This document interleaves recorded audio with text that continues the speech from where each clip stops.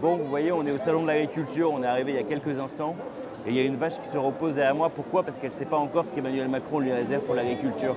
On va vous en parler dans quelques instants. Je suis avec Toundra derrière moi. On est ici pour parler évidemment de ce qui est une richesse pour la France en Europe.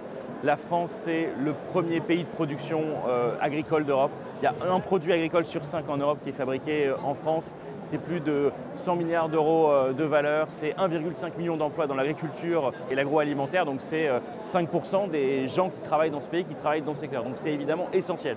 Et on est venu ici pourquoi? Parce qu'il y a des lois et des projets de loi et des propositions de loi qui sont discutées sur l'agriculture. Le gouvernement, il s'enfonce dans un modèle agricole d'un autre temps, complètement daté, périmé, celui des pesticides partout et à outrance. Or, ces pesticides, on le sait aujourd'hui, il y a des études qui le montrent. Ils ont des coûts cachés, environnementaux, sanitaires, sur les cancers, tout un tas de maladies.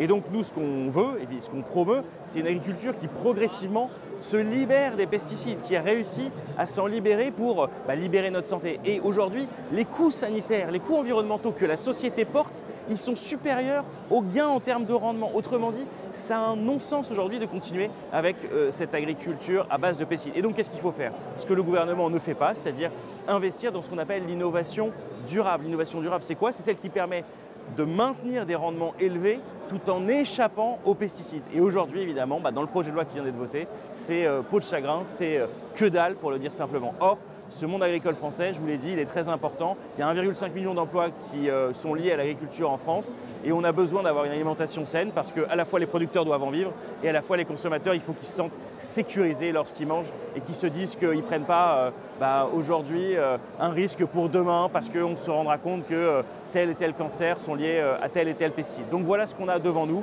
L'invention de ce nouveau modèle. On peut y arriver, il faut juste un peu de volonté. Il y a des gens qui aujourd'hui le font, pas forcément qu'en bio d'ailleurs, aussi en agriculture durable, mais il faut les accompagner. Et on finit cette visite au salon de l'agriculture du côté des Hauts-de-France. On a mangé du maroilles, on a mangé aussi un peu d'andouillette, bref, on s'est fait plaisir avec les spécialités locales.